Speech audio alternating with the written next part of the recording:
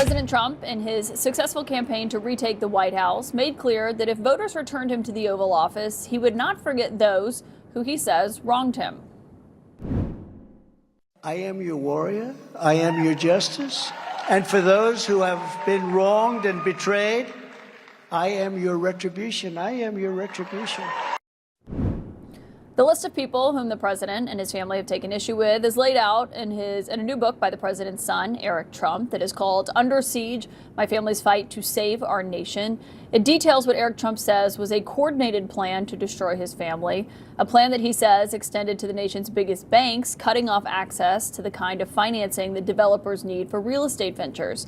Eric Trump writes in his new book, quote, "The same siege came from some insurance carriers and other financial partners, and when we lost our banking, we quickly became a leader in cryptocurrency."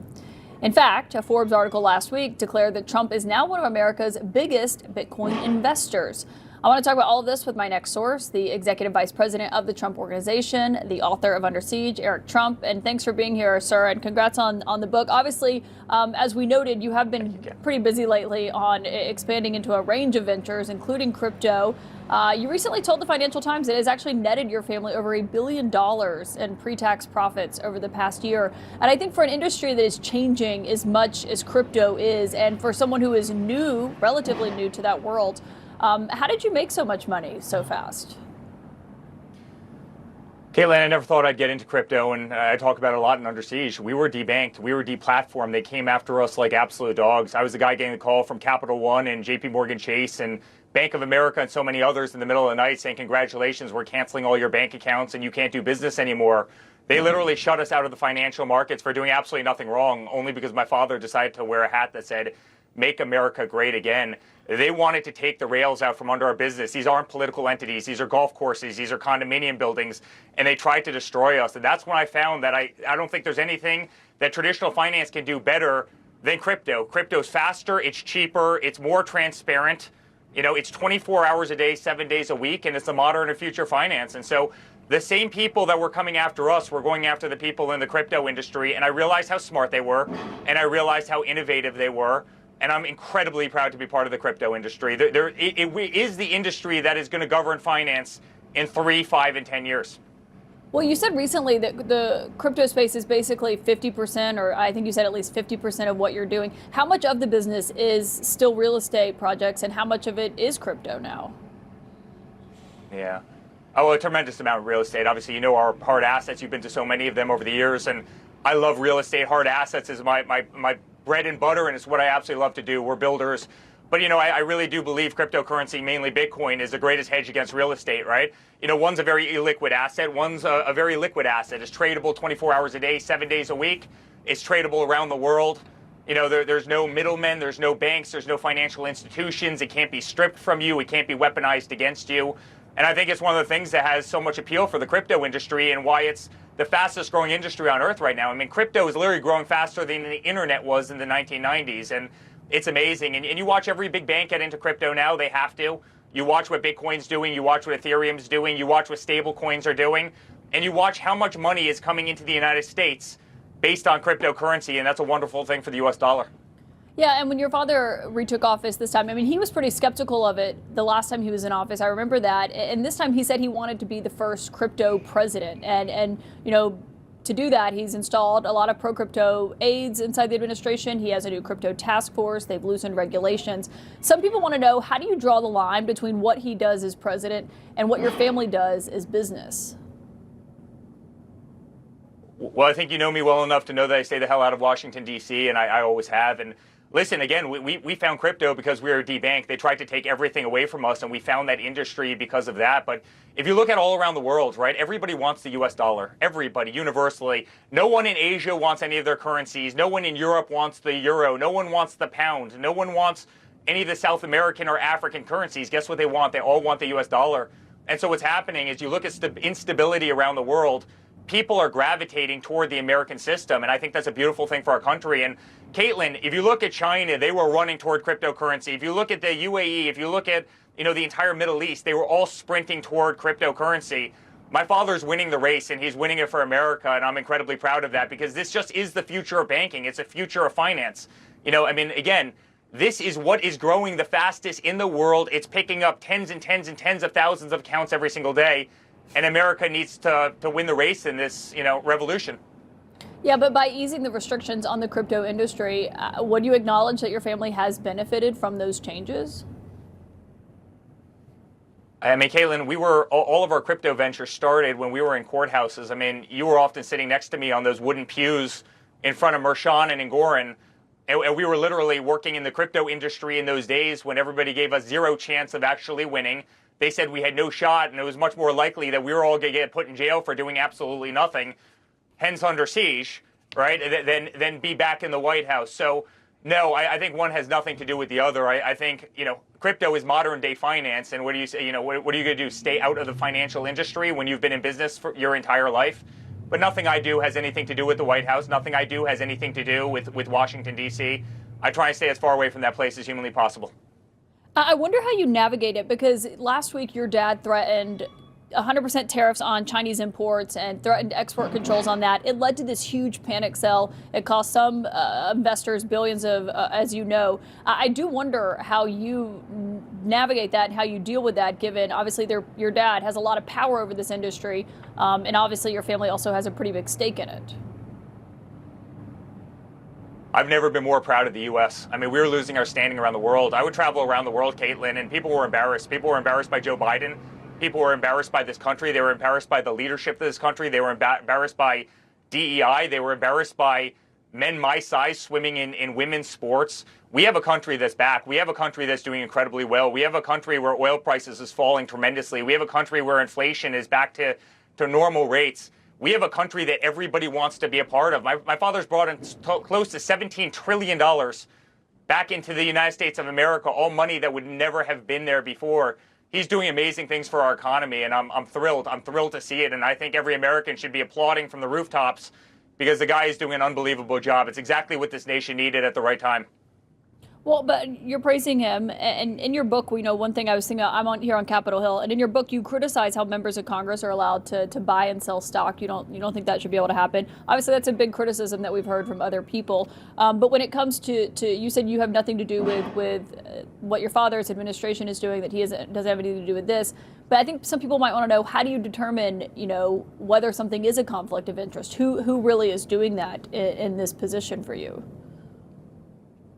Well, obviously we have external ethics advisors. We take that very, very seriously. But yeah, no, I have a huge problem when Nancy Pelosi front runs every trade vis-a-vis her husband, 3 weeks before her legislation gets passed. Yeah, I have a real problem with that. I mean, Nancy Pelosi has made Warren Buffett, look like a lukewarm investor based on some of her trades, all based on inside information. I find it disgusting. I have no inside information. I have nothing to do with Washington, D.C. I have nothing to do with any kind of legislation.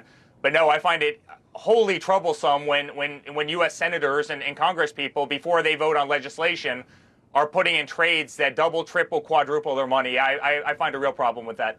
So you don't ever talk about crypto with your dad? I really don't. I really don't. I mean, my father was a great proponent of the industry because the industry came out in a very, very big way for my father. My father spoke at all the Bitcoin conferences, obviously, as he was running and even before he was running. And the industry embraced him and he embraced the industry because guess what? This is the future of finance, right? You can't ignore it. You can't ignore it. America would get run over if you ignored cryptocurrency. Everything is done better, faster, cheaper. I mean, Caitlin, you want to go out and get a mortgage for your house. Why? You go to JP Chase. It takes you 120 days to get that mortgage. Why? Why? I mean, if you have the assets in the bank, why can't you get the money instantaneously? Why can you not send a wire transfer at 5 o'clock in the afternoon on a Friday? It won't get there until Monday. Why is traditional finance so slow? Why is it so antiquated? Why is it so expensive? There's nothing that can't be done better, cheaper, faster on the blockchain, and that's a beautiful thing for the United States.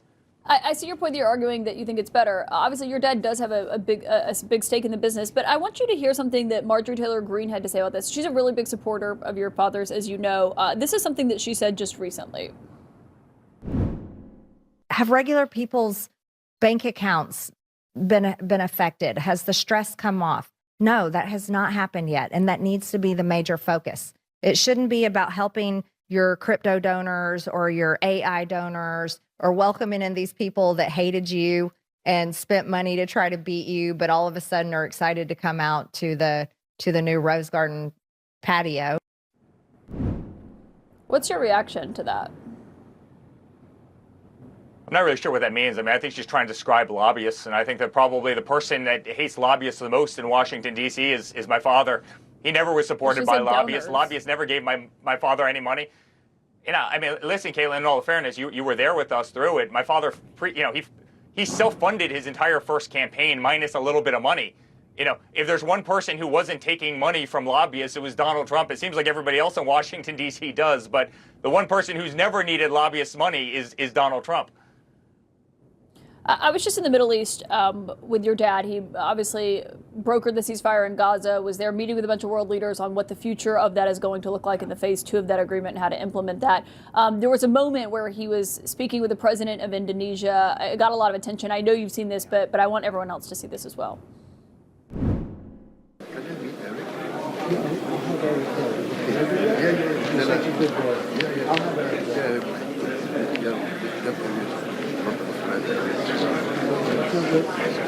Thank you. That's what I told Harry also. I told Harry but we look for better place. All Thank you. I like that you told me that. We don't need that. Obviously, there are investment projects happening in Indonesia. First off, have you heard from the president? Has he called you? No, not about that, but I'm glad he acknowledges that I'm a good boy. I am a good boy. We have two of the biggest projects in Indonesia. We signed those in 2014, 2015, respectively. Got a great project in Bali. We've been working on it for a decade. We've got a great project right outside Jakarta, a great golf course that I operate every single day. Incredibly proud of it. It's probably the greatest course in the region. And so I'm honored that the president knows about it and clearly asks about it, because they're probably two of the most consequential real estate projects, obviously, in the region. That started before my father's first presidency, before my father first even won, probably before he actually started campaigning. And so I'm honored that he knows about it. I've never met the president of Indonesia, but it doesn't surprise me given the magnitude and prominence of those projects that he knows about what I'm doing over there. For people who see that moment and say, well, there's supposed to be, this wall between the president and his business and what's happening, as you described it, a big wall that was put in place, and he's not supposed to be involved in the day-to-day activities. Yeah. I mean, what does it say when a world leader clearly thinks he is and is asking, it seemed in reference to that, and asking to get in touch with you? I think there's a huge wall. I mean, there's so much of a wall that the guy's never met me. I mean, think about that, Caitlin. Think about your question, right? I mean, the president has never met me, and he said, I'd love to meet your son because I know he has two of the biggest projects in Indonesia that started over a decade ago, before, again, we even got involved in politics. I mean, again, I take that as a great honor, right? I mean, we've got two very prominent projects, and the guy asked to meet me because he has never met me. And so, I don't know, I think that probably indicates that there's a pretty damn big wall right there. Eric Trump, thank you for your time tonight. The new book is Under Siege, My Family's Fight to Station. Really appreciate you coming on the show.